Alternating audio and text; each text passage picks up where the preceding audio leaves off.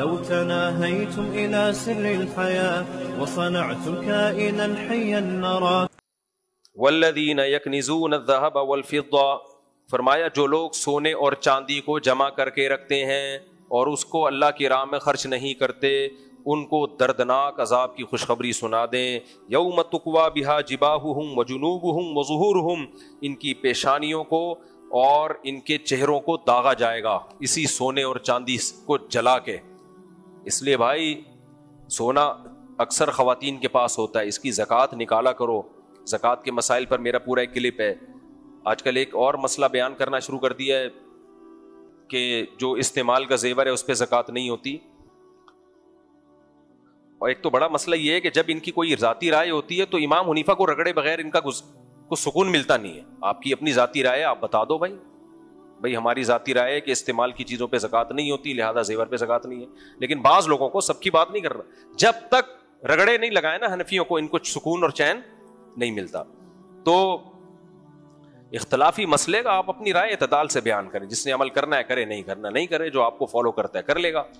باقی امام حنیفہ کا اس میں موقف بہت مضبوط ہے ہمیشہ کی طرح.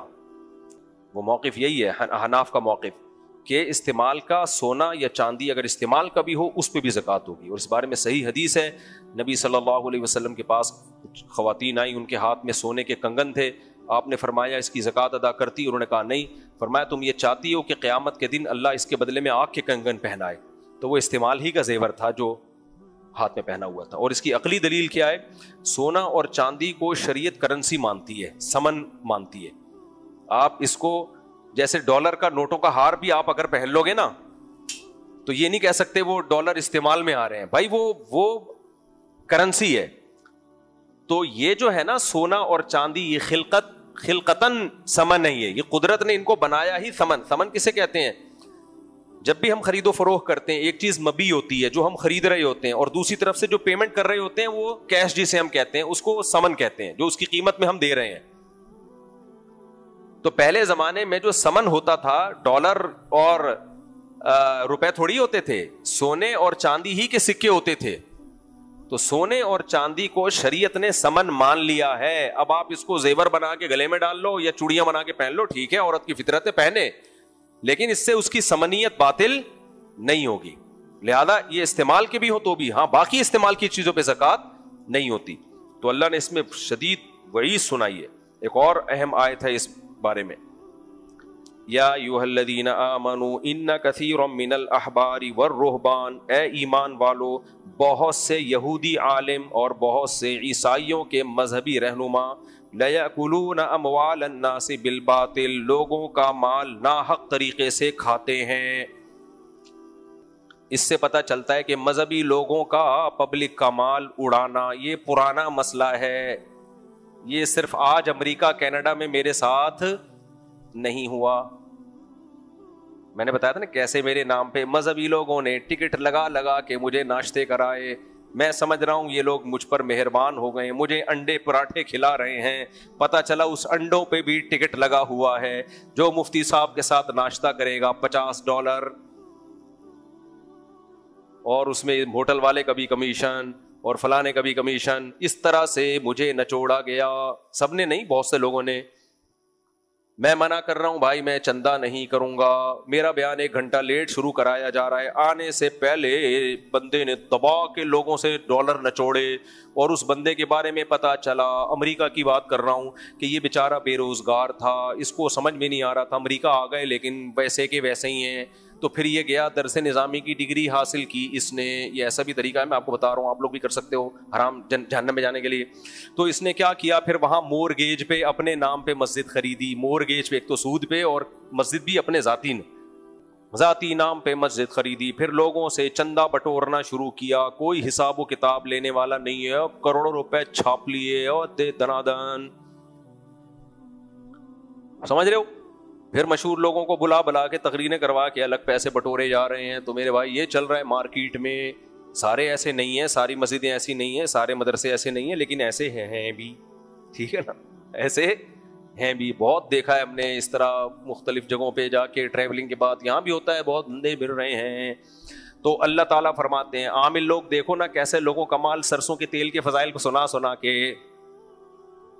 سرسوں کا تیل یہاں لگائیں, پھر یہاں لگائیں, پھر یہاں لگائیں, کھرب پتی بن گئے یار.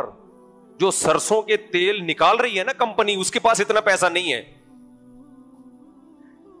اس کے پاس اتنا پیسہ نہیں ہے. اور جو میڈیا پہ بیٹھ کے بتا رہا ہے داڑھی رکھ کے ٹوپی میں, سرسوں کا تیل تھوڑا سا آپ یہاں لگائیں, تھوڑا سا سرسوں کا تیل آپ یہاں لگائیں, تھوڑا سا ناخن پہ لگائیں, 75 بیماریوں کی شفا ہے اس میں. وہ کھرب پتی بن گیا یار. یہ ہے قرآن کہہ رہا ہے خبردار, مذہب کے نام پہ کیا کما رہے ہیں؟ پیسہ کما رہے ہیں مذہب کے نام پہ. تو اور بنیان, کچھ خواتین کے بنیان سونگتے ہیں, جن چڑیل بھوت, اور پھر نوٹ چھاپتے ہیں الو بنا کے. کچھ کیا کرتے, حلوے مانڈوں میں لگا دیا لوگوں کو.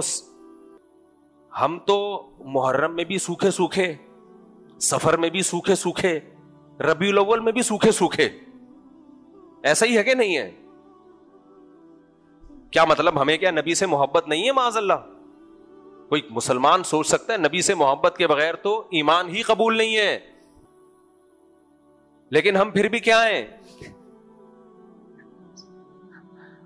ہم فراق یار میں گھل گھل کے ہاتھی ہو گئے, اتنے گھلے رستم کے ساتھی ہو گئے.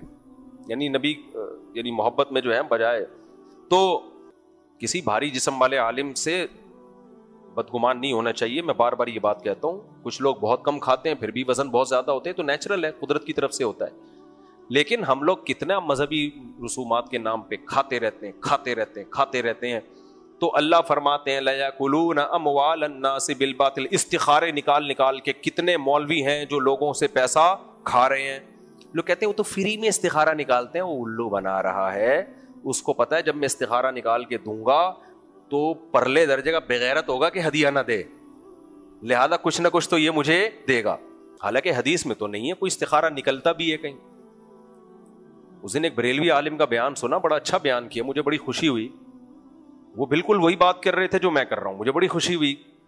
انہوں نے کہا یہ جو مولویوں نے استخارے ٹی وی پہ بیٹھ کے نکال رہے ہیں کہ استخارہ نکالو تو نیلا آئے گا, ہرا آئے گا, تو یہ کہاں سے ثابت ہے؟ مجھے بڑا اچھا لگا کہ یار, تو اس لیے میں کہتا ہوں سارے مولویوں کو ایک لاٹھی سے نہیں ہانکنا چاہیے. لیکن یہ بیماری بہرحال مولویوں کی ہے, استخارے کے نام پہ لوگوں سے پیسے کھانا اور پھر ذائچے بنا کے کہ یہ رشتہ تمہارے جوڑ کا ہے, یہ تمہارے توڑ کا ہے. ہوا و حرص والا دل بدل دے,